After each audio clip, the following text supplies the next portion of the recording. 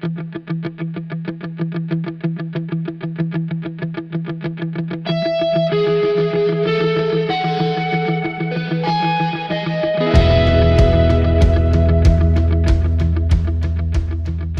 name's Jasmine, I'm from Kyabram, Victoria. Well, I currently work at Maskell's Customs and Classics in Shepparton.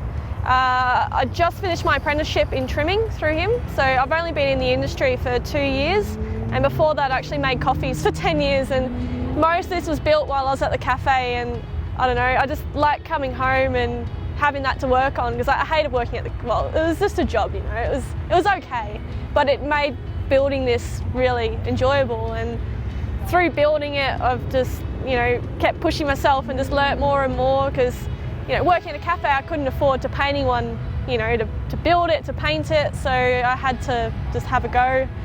Stuffed it up plenty of times. I'm still, you know, going over it and just, you know, re-attacking things, because, you know, it can be better. Still, at some stage, I'm not going to yet, but I want to do like a revamp, maybe in like 5-10 years time, and chop it up again, make it even better, but for now I'm just going to drive it, enjoy it.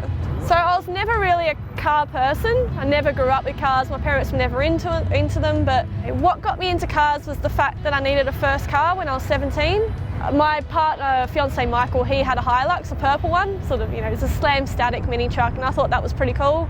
So I wanted a Hilux, and I think I found it on Marketplace, like back in the early days of Marketplace, and yeah, it was pretty cheap, it was run down. But yeah, just sort of started learning to do bit by bit, and then yeah, just found a love for cars. It is my first car, yeah, that is it. It's changed a lot. There's not actually much left of the original car. Yeah, well, I got it when I was 17 and I'm 28 now, so, but really it only escalated 2016, so what's that, 6-7 years ago? Just for a truck show, I decided it's got to be bagged, and just crunched into it and bagged it for the show, and every year since I've sort of set a deadline for East Coast Cruise, which is that show, and just got something almost unachievable achieved by that date. Yeah, I just like cruising it wherever I can, really. You know, big drives are enjoyable. I've been to Adelaide twice because I've got friends over there. Picked up a puppy over there, my little husky pup, and came back, and yeah, the roads are pretty awful. And I've also towed with it. I've towed a car behind it to Adelaide for a friend. Yeah, and I've driven to Jindabyne in the Snowy Mountains for East Coast Cruise. That was only a few months ago. Yeah, just went to Chopped. Yeah, just wherever I can. It was never built to be a show car, so well, last year at Summer Nats I was like, well, I might as well just see if it gets in the top 60, and it did, and it did quite well there, and then I might as well do Motorex, did Motorex and Show Cars Melbourne, and like that's it. Like, so this weekend I'm not even entering it, like I'm just driving it.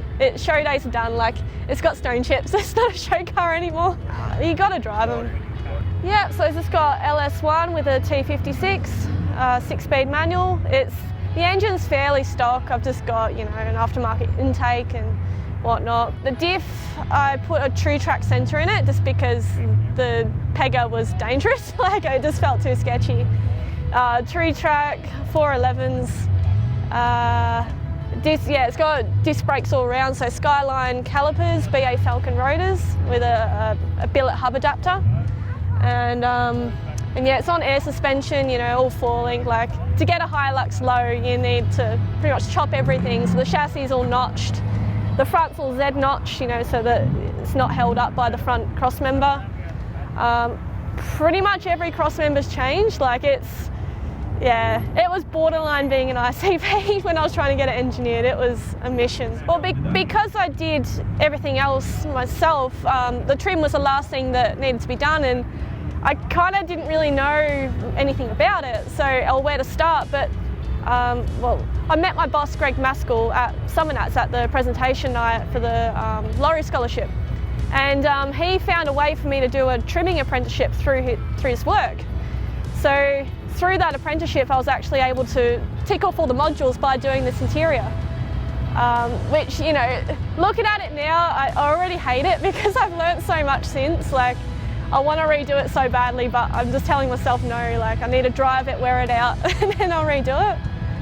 But yeah, pretty much, so when I started, it was at the start of COVID, and I couldn't actually attend trade school, so pretty much had to use YouTube anyway, and you know, a couple of contacts that I had through work just to call if I got stuck, but pretty much, yeah, self-taught in the end.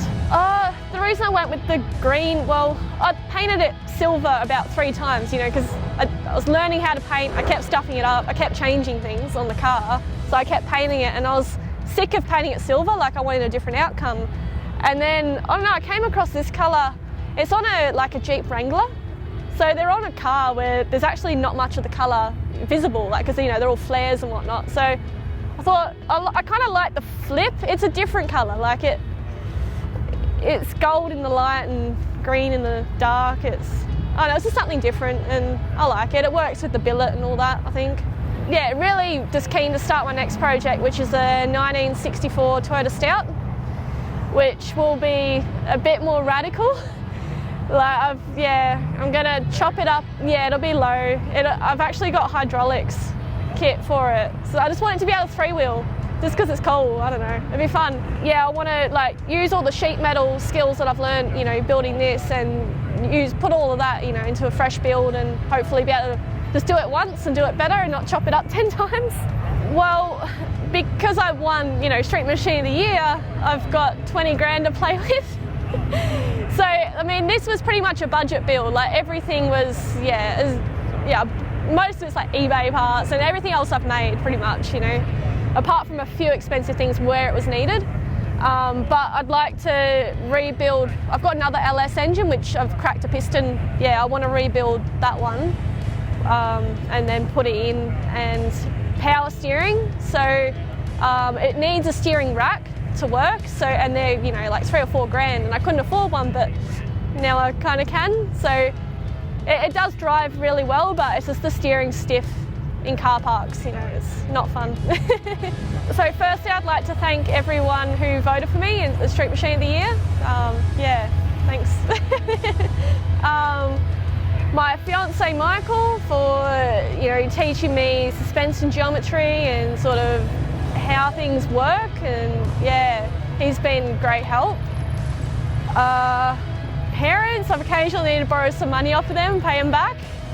Got to thank them. My boss, definitely, for getting me into the industry.